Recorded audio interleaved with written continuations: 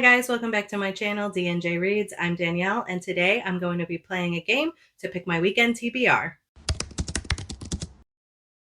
So I have had this roll the dice TBR game that I got from a fairy loot box so long ago that I haven't done anything with, and I found it in a drawer the other day, and I thought that this weekend would be the perfect time to take this out, write some books down that I have on my TBR right now, roll the die, and just kind of see what I get this weekend.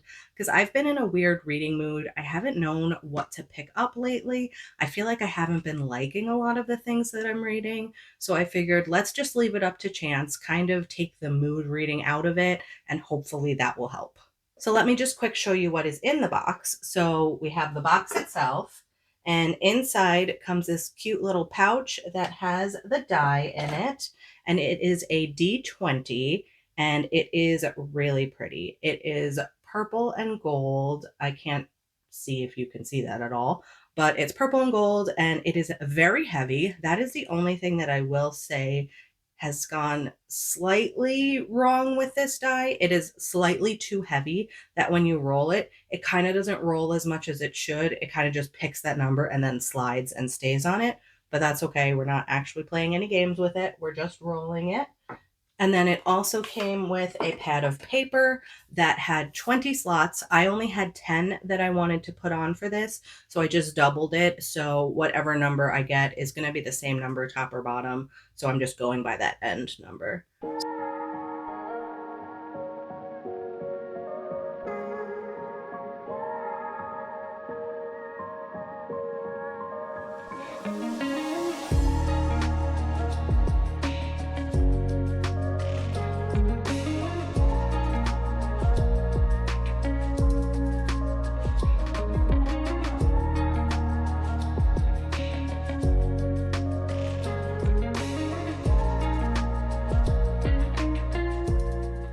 So Play Along is the fourth book in the Windy City series by Liz Tomforde, and it follows Isaiah and Kennedy. This is a baseball romance, and Isaiah is the brother of Kai from the previous book. Kennedy is a trainer slash doctor, and she is not where she should be career-wise right now because of misogynistic men. We'll just put it at that.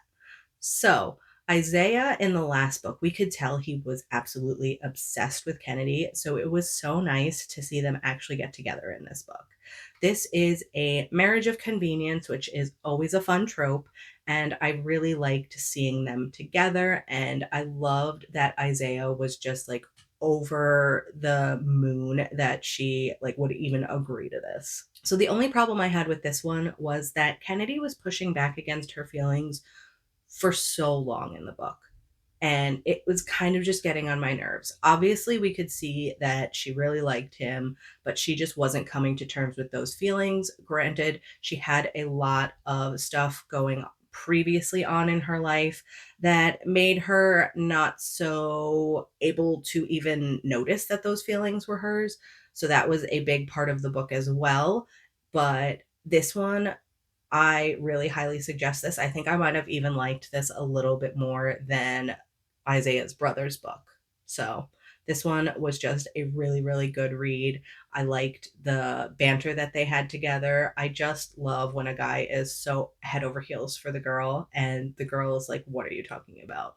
And it was really great to get to see all of the other characters from previous books. They all have family dinners. They get together. All of them are friends. Kennedy is friends with the girls from those books.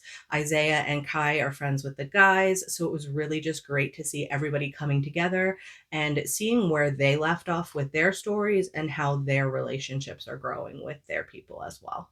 But I highly suggest this series if you're into sports romances or even just romance in general. There's sports talk, but it's not overly sportsy. So definitely pick these up if you're looking for a really good romance.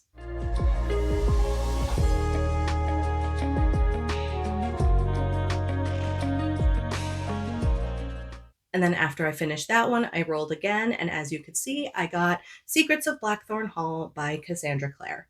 This is from her Kickstarter and is one of the new Shadowhunter books. This is a compilation of all of the Tumblr posts that Cassie made. She was doing these posts every like Monday for, I want to say, a year or so, or maybe it was just over the summer. I don't know. I told myself that as soon as I heard she was actually going to make a book of it, I wasn't going to stay on top of it or anything. But this follows the characters from the Dark Artifices, and mainly it follows Emma and Julian as they go to Blackthorn Manor to fix it up and make it livable now. This was just so great. It is a mixture of like photos that we get. We get little messages that they send each other. We even have like text messages. They like to write letters to each other and send them off by fire message. There's other photos like, so your house is cursed. What do you have to do now? So this was just really fun and a quick read, but it really did go into the interim between the Dark Artifices and the next series that's going to be coming out. So if you can get your hands on these, she might publish them normally. I have no idea, but this was the first of the Kickstarter books. I do believe there's 2 more Kickstarter books coming, so I will read those when I get them. But this was a fun read, and it was really nice to be back in the Shadowhunter world. I can't wait for her next series to come out. It is going to be the last one that she has. As you all can tell, I'm a huge Shadowhunter fan. I've got 1, 2, 3, 4, 5. I've got like 5 Shadowhunter shelves, and they just keep growing. So this was a really fun read, and I'm really glad I got to read it for this. So I gave this 4.5 stars, and I can't wait for more Shadowhunters to come out. But let me quick show you this book because it is really pretty. So we have the cover. Hopefully it's not too glary. We've got the back. And then inside is really, really pretty. But we first got the cover. Same on the back there though. But look at that. It is absolutely gorgeous. It does come with a ribbon bookmark as well. And I know I showed you a little bit, but so much art in here, and I love books with art. There's even pages that pop out. Let me see if I can get it out. Yeah, there we go. So it's even like an extra long page. So there's probably like 3 or 4 of those in here that pop out. So this was such a good investment. I love this, and I can't wait to add it on my shelves with my Shadowhunter collection.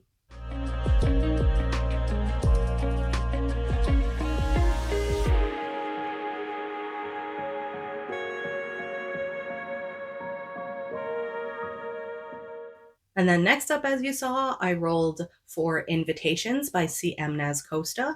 And I actually DNF'd to this book. I read about 60 to 70 pages of it, and I was so confused. I read the first 2 books in this series a while ago, and I feel like I knew what was going on, but I wasn't liking the girls in this book. And I was just so confused as to who was who because we pop back and forth between all of the characters, and there's 3 groups of them, and I just could not keep them straight. I was so confused. I was like, where are we right now? Who is who? I can't keep this straight. So I'm just going to soft DNF this for now. So I might have to reread the first 2 books when the 4th one comes out and just like read them all at once because I really did enjoy this series. I just am not having it right now, apparently. My brain is not working, and I was like, we're just going to put this down and try again later. But at least I know that now, and I can take it off my list, and I don't have to worry about it for now. So, on to the next roll.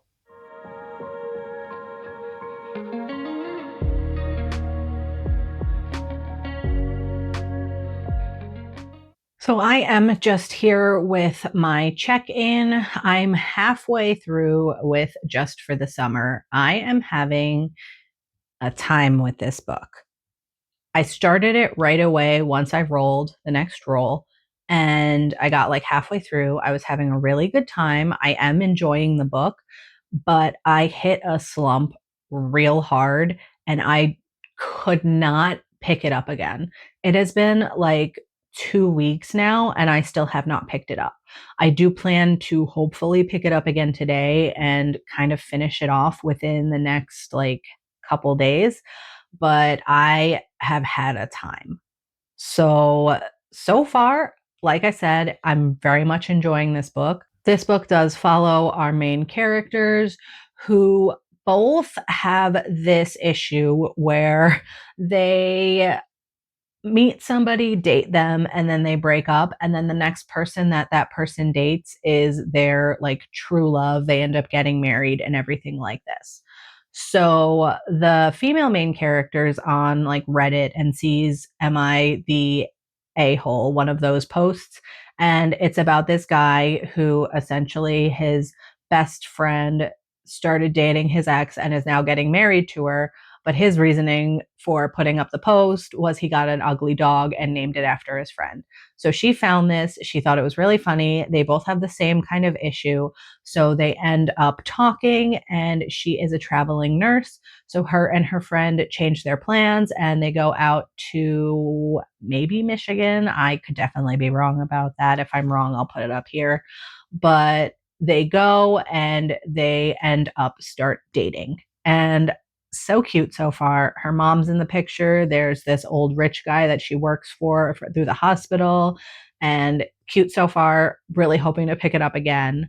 But I do want to talk a little bit about some of the stuff that I've done over the past couple of weeks while this vlog has been going on. So I've had a ton of fun this summer, trying new things, getting out, doing new things. So first up, a couple weekends ago, I went to a drag racing speedway kind of show, and I know the owner, so I was able to actually like go on to the racetrack and stand in between the cars when they were going off. These were the cars that run on nitro, so they're gone in like 3 seconds. So it was so much fun to stand there and actually like feel them going off, because when they go, they boom and you just like feel it in your chest. It was so much fun to just stand there and do that. Something I don't think I would have ever gotten the experience to do, but that was really cool. And then I also have obviously made it to Barnes and Noble a couple times. I love just browsing, even though I'm not going to end up buying anything. Barnes and Noble is always a great trip. I actually went again today, didn't pick anything up, just walked around a little bit, had a nice time. And then also, I did end up going to a concert for my favorite band with my husband this past weekend. We went to see Coheed and Cambria. They are my favorite band and one of his favorite bands, one of the only ones we kind of agree on, and we'll go and see together.